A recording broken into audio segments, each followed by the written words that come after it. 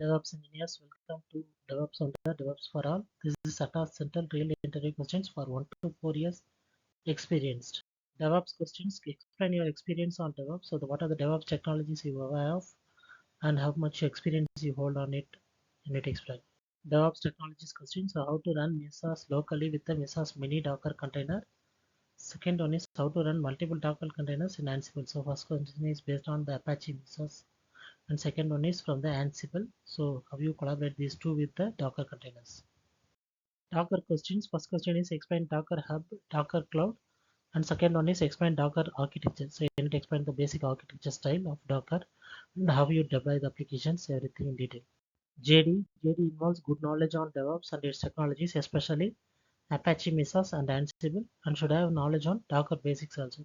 Questions. So what are the technologies you used in your current project? How you integrate all these DevOps technologies into a single line of execution? So how you integrate your deployment tools together and how you surround up all the technologies and use it for a single line of execution unit explain. Please like, comment, share and subscribe. Devops for all.